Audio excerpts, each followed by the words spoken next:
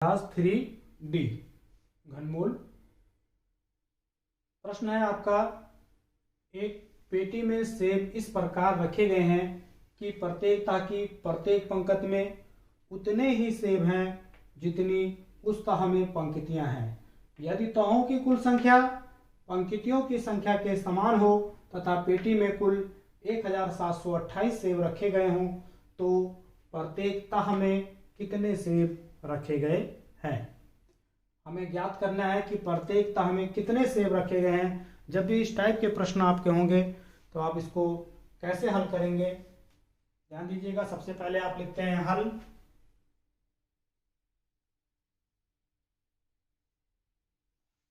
हल लिखने के बाद में यहां सेब टोटल कितने हैं, वह आपका है 1728। ये सेब कहाँ रखे गए हैं, पेटी में। तो आप लिखेंगे सबसे पहले पेटी में रखे गए कुल सेबों की संख्या बराबर, पेटी में रखे गए कुल सेबों की संख्या बराबर कितना सेब है, 1728। 1728। इसके बाद में आप लिखेंगे चूंकि पेटी में सेब किस प्रकार रखे गए हैं, पेटी में सेब इस प्रकार रखे गए हैं कि प्रत्येक तह की प्रत्येक पंक्ति में उतने ही सेब हैं जितनी उस तह में पंक्तियां हैं। आगे भी है, यदि तहों की कुल संख्या पंक्तियों की संख्या के समान हो तो हमको बताना है कि प्रत्येक तह में कितने सेब हैं। तो यहाँ पर इसका हमें घनमूल निकालना होगा, लेकिन आप लिखेंगे कैसे। सबसे पहले इसको लिख दीजिए आप, चूंकि प्रत्येक तह की, चूंकि यही पॉइंट लिखना है, ध्यान से समझिएगा। यहाँ से प्रत्येक तह की प्रत्येक पंक्ति में उतने ही सेब हैं जितनी उस तह में पंक्तियां हैं तथा तहों की कुल संख्या पंक्तियों की संख्या के समान है। इस चीज को आप लिख देंगे, इससे आपको पता चलेगा कि इसका हमको वर्गमूल निकालना है कि घनमूल निकालना है। तो यहाँ पर कह रहा है कि चूंकि प्रत्येक तह की प्रत्येक पंक्ति में उतने ही सेब है जितने की उस तह में पंक्तियां हैं तथा तहों की कुल संख्या पंक्तियों की संख्या के समान है, इसलिए क्या होगा कि इसको हमको घनमूल निकालना होगा। अच्छा, पूछ क्या रहा है, आपसे पूछ रहा है कि प्रत्येक तह में कितने सेब है, प्रत्येक तह में कितने सेब है। तो प्रत्येक तह में कितने सेब हैं, सबसे पहले तो प्रत्येक पंक्ति में कितने सेब है यह निकाल लेंगे, उसके बाद में प्रत्येक तह में कितने सेब है यह निकाल लेंगे हम। सबसे पहले पंक्ति में कितने सेब हैं, इसके बाद आप लिखते हैं इसलिए प्रत्येक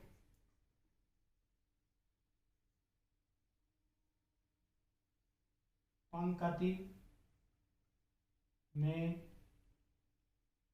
रखे गए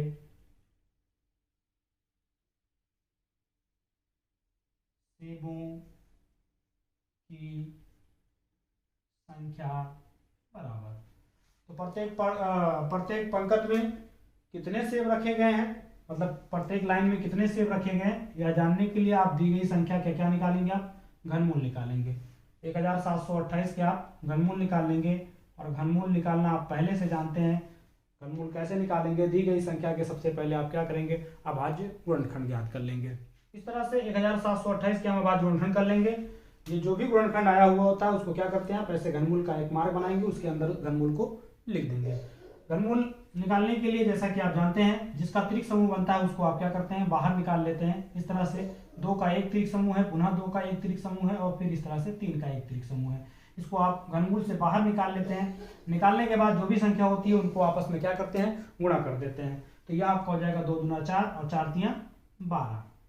अभी तो हमको यह पता चला है कि प्रत्येक पंक्ति में कितने सेब हैं। हाँ, तो इसको समझाने के लिए आपको इस तरह से देखिए, यहाँ पर चित्र बना दिया है मैंने। यहाँ पर निकला क्या, प्रत्येक पंक्ति में कितने सेब आए हैं, 12 सेब। मान लीजिए ये आपका एक पंक्ति है, और चूंकि पहले से ही बताया गया है कि जितनी पंक्ति है उतनी ही क्या है, तह लगा हुआ है, उतने क्या है, तह लगा हुआ है, ठीक है। और प्रत्येक पंक्ति में जितने सेब हैं उतनी ही पंक्तियां भी हैं। 3 यहाँ पर पॉइंट आपके होते हैं। जब घनमूल निकालना होता है ये चीज आपको ध्यान देना होगा। कैसे पता चलेगा कि घनमूल आपको निकालना है, तो ये चीज आपको यही ध्यान देना है। प्रत्येक तह की प्रत्येक पंक्ति में, प्रत्येक तह की प्रत्येक पंक्ति में उतने ही सेब हैं जितनी उस तह में पंक्तियां हैं, ठीक। जितनी की यह पंक्ति है, पंक्ति मतलब ये आपकी लाइन, तो इस तरह से ये निकल गया ना, 12 लाइन है, या पंक्तियों की संख्या निकल गई, पंक्ति में रखे गए सेब चूंकि सेम सेम है तो सेबों की संख्या भी निकल गई, वही चीज। ठीक है, इसके बाद आगे भी है, तहों की कुल संख्या पंक्तियों की संख्या के समान है। तो 3 पॉइंट होते हैं आपके यहाँ पे, इसको इस तरह से अच्छी तरह से समझिएगा, आप आसानी से समझ सकेंगे कि आपको घनमूल निकालना है कि वर्गमूल निकालना है। वर्गमूल निकालना होगा तो जैसा कि आप यहाँ देख रहे हैं, प्रत्येक तह की प्रत्येक पंक्ति में उतने ही सेब हैं जितनी उस तह में पंक्तियाँ यहीं तक रहता है। आगे ही आपसे पूछ लिया जाता है कि प्रत्येक पंक्ति में कितने सेब हैं, लेकिन यहाँ पर को घनमूल निकालना है तो एक और पॉइंट आपका ये जोड़ा गया है। ठीक है, हाँ, अब यहाँ पर आप समझ लीजिए क्या निकाले हमने, प्रत्येक पंक्ति में रखे गए सेबों की संख्या। तो प्रत्येक पंक्ति में कितने सेब निकले हैं, 12 निकले हैं। इस तरह से इसको आपको समझाया गया। और पंक्ति कितने हैं, 12 पंक्ति हैं, तो ये आपका एक तह हो जाएगा, ये आपका क्या होगा, एक तह हो जाएगा। अब 12 12 12 12 इस तरह से एक तह में कितने सेब हैं, तो 12 को 12 से क्या करेंगे, हम गुणा कर देंगे। इसी चीज को आप लिखिएगा, प्रत्येक तह में रखे गए सेबों की संख्या बराबर, यहाँ पर लिखते हैं अतः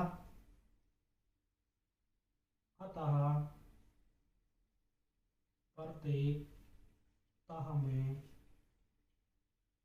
रखे गए सेबों की संख्या बराबर। तो ये आपका क्या हो जाएगा, 12 गुणे 12। तो 12 का 12 से जब आप गुणा करेंगे, 12 बराबर में 144। तो पता यह चला कि प्रत्येक तह में कितने सेब रखे गए हैं, 144 सेब।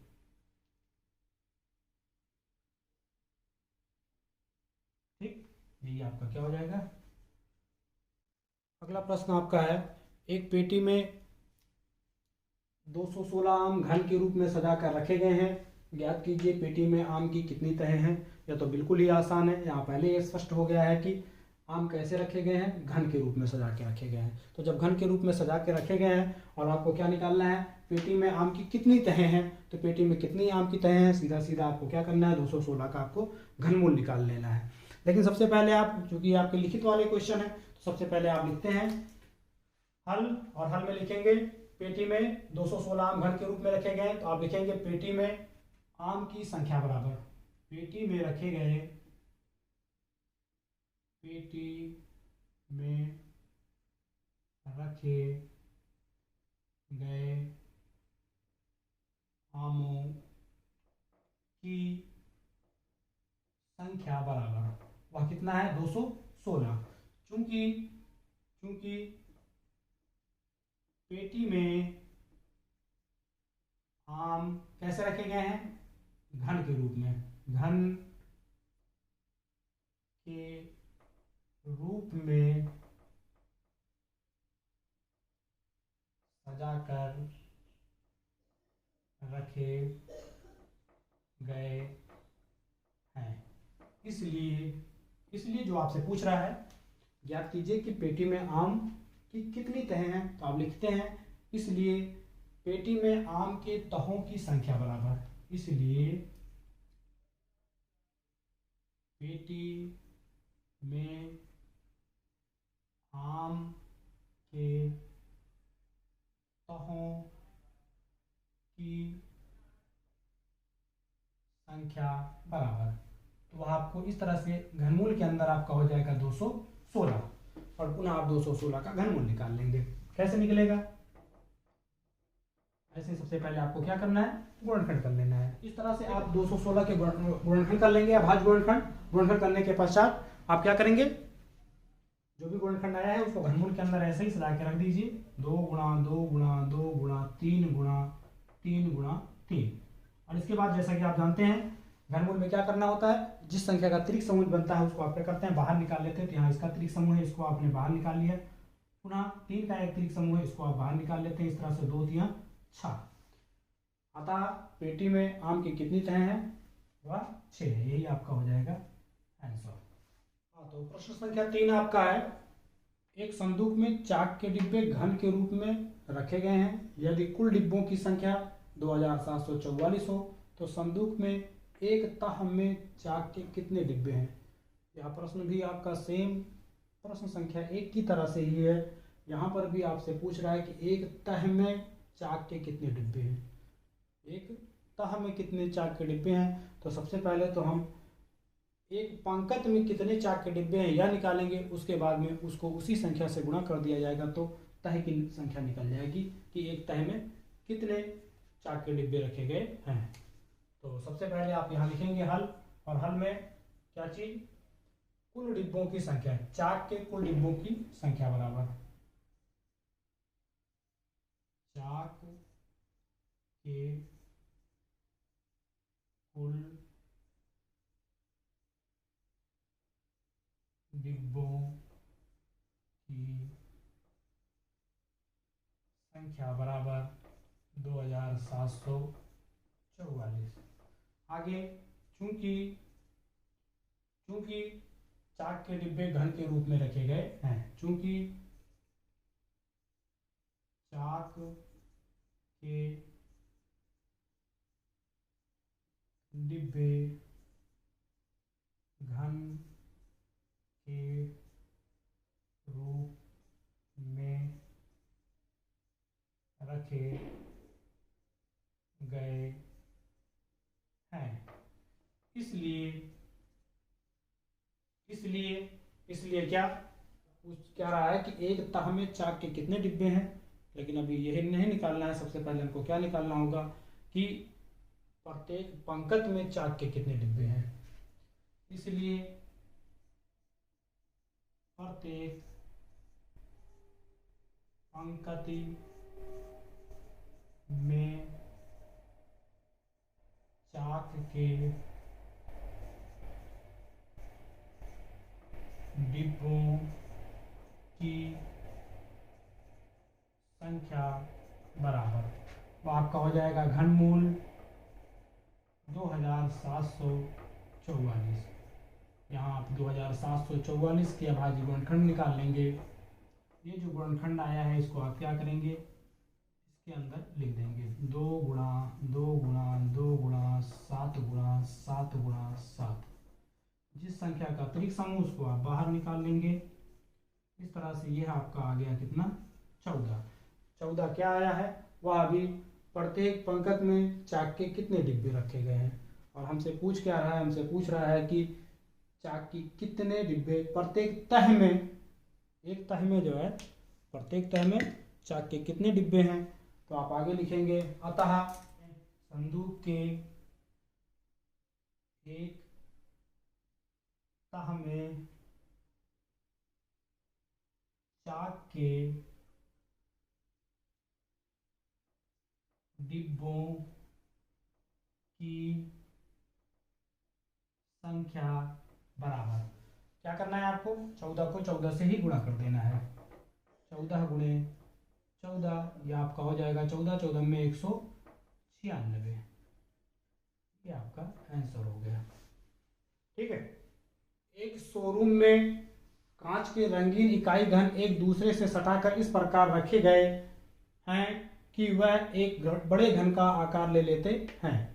यदि इस प्रकार रखे गए घनों की कुल संख्या 512 हो तो ज्ञात कीजिए रंगीन घनों की कितनी तहों से उक्त घनाकृति बनी है।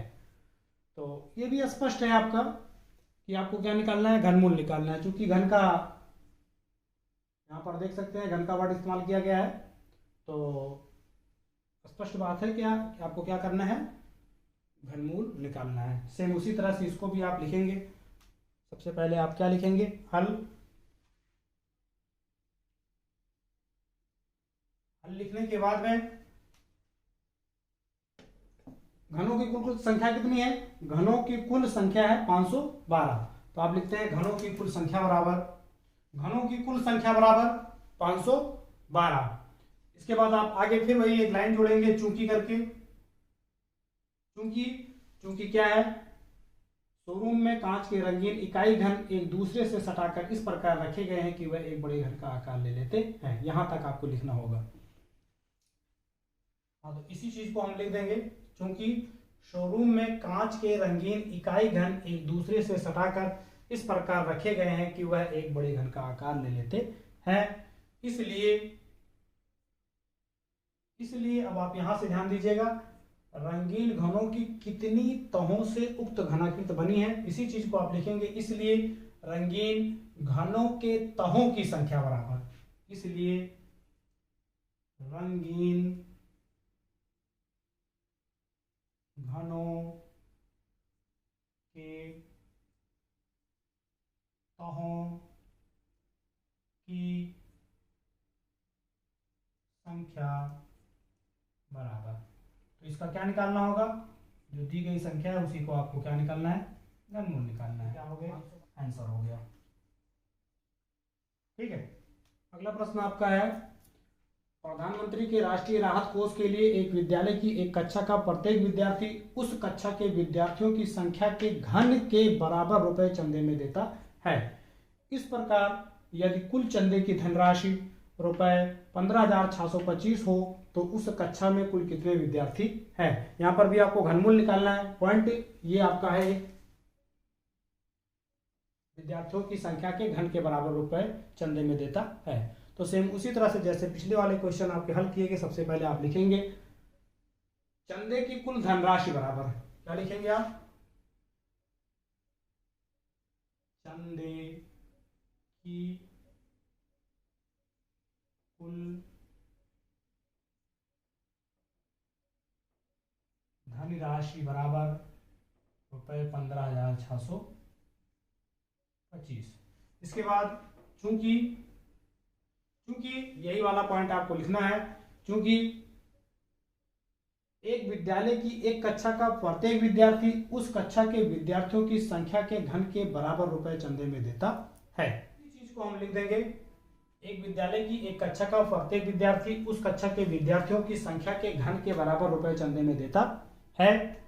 इसलिए जो प्रश्न आपसे लास्ट में पूछा जा रहा है, इसलिए उस कक्षा में कुल कितने विद्यार्थी हैं, इसलिए कक्षा में कुल विद्यार्थियों की संख्या बराबर, इसलिए कक्षा में कुल विद्यार्थियों की संख्या बराबर, आपको क्या निकालना होगा, घनमूल निकालना होगा, किसका, 15,625 का। ठीक, इस तरह से 15,625 के हम अभाज्य गुणनखंड निकाल लेंगे। जैसा कि आप जानते हैं इसके इकाई स्थान पर 5 है, तो या तो आपका 2 से कटेगा नहीं, तो इसको 5 से काट लिया गया है। ठीक, अभाज्य गुणनखंड निकालने के बाद में इसको घनमूल बना करके इसके अंदर इस तरह से लिख देंगे, और जिसका त्रिक समूह बनेगा उसको आप बाहर निकाल लेंगे। 5 का एक त्रिक समूह, पुनः 5 का एक त्रिक समूह, इन दोनों संख्याओं का गुणा कर लिया जाएगा, 5 25। अतः विद्यार्थियों की संख्या कितनी हो गई, 25 विद्यार्थी।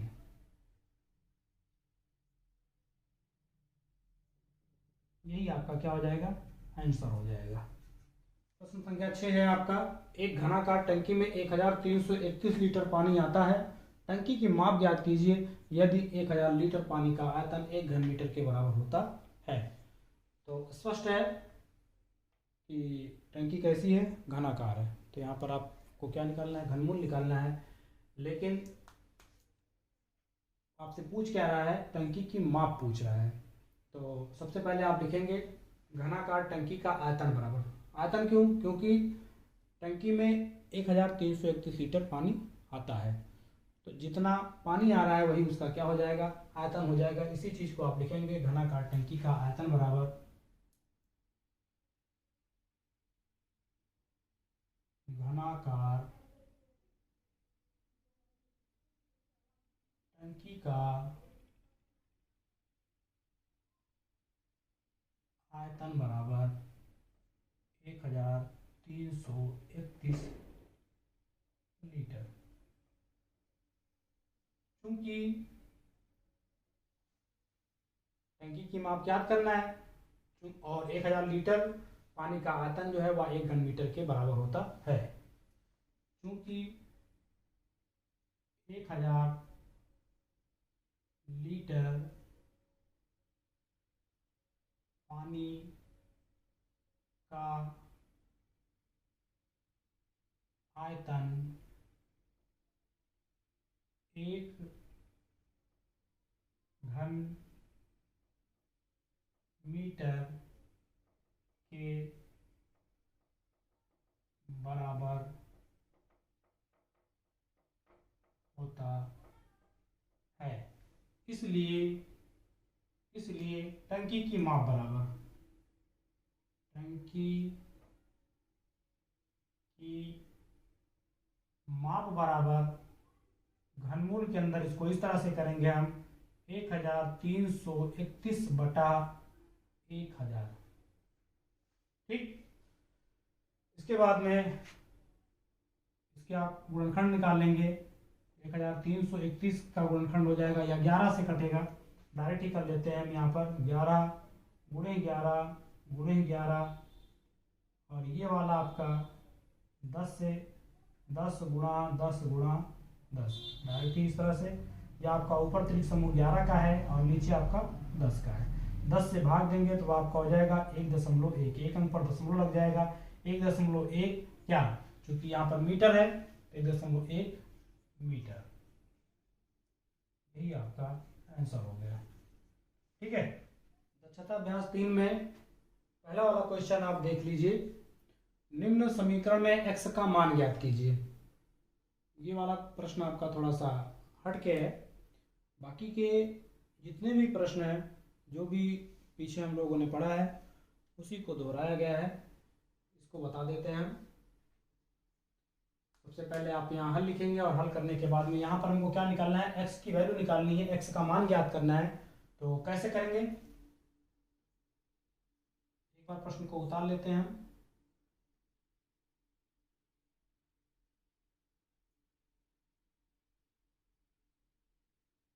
ठीक, इसके बाद में यहाँ जैसा कि देखिए आप ध्यान से 10 की घात 3, 10 की घात 3 का मतलब है 10 का गुणा कितनी बार आपको करना होगा, 3 बार करना होगा।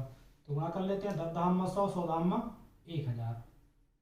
बहुत आसान है, इसको ऐसे ही रहने दीजिए। अभी ये आपका हो जाएगा, 1 का गुणा 3 बार करेंगे तो वह आपका क्या रहेगा, 1 एकन्नम 1 एकन्नम 1।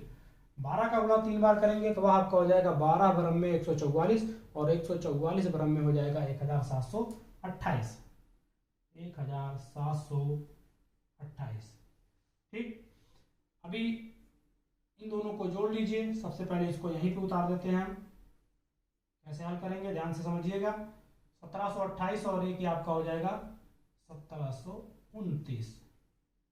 इस 1000 को पक्षांतर कर देंगे उधर, ये जब आप उधर पक्षांतर करेंगे तो आपका माइनस हो जाएगा -1000।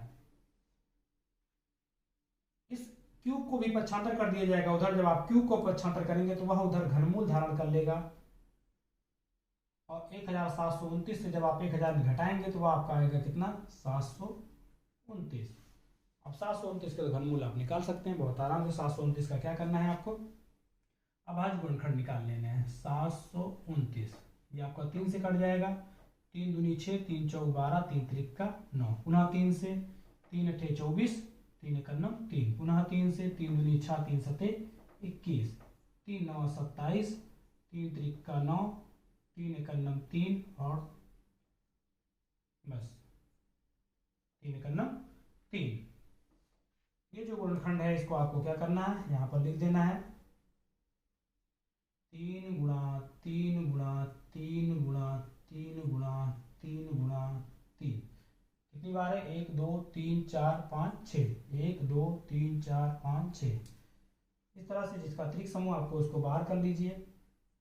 यह बराबर कितना हो गया, 3 त्रिक 9 आता है, x बराबर कितना आ गया, 9 आ गया। यही आपका आंसर हो गया। ठीक, समझ में आ गया ना। इस तरह से ये प्रश्नावली भी आपकी एंड हो गई। अभ्यास 3D तो आपका खत्म ही हो गया। दक्षता अभ्यास 3 का ये पहला वाला क्वेश्चन मैंने बता दिया। दूसरा वाला जो प्रश्न है, निम्नांकित के घनमूल ज्ञात कीजिए। जैसा कि मैंने अभी बताया आपको, ये जितने भी प्रश्न हैं पीछे जो आप पढ़ चुके हैं उसी को लगभग आपको दोहराना है। यदि किसी प्रकार की आपको इन प्रश्नों में कोई समस्या होती है तो आप हमसे कमेंट करके ज़रूर पूछिएगा। वीडियो अच्छी लगी हो तो वीडियो को लाइक, शेयर और कमेंट अवश्य करें। धन्यवाद।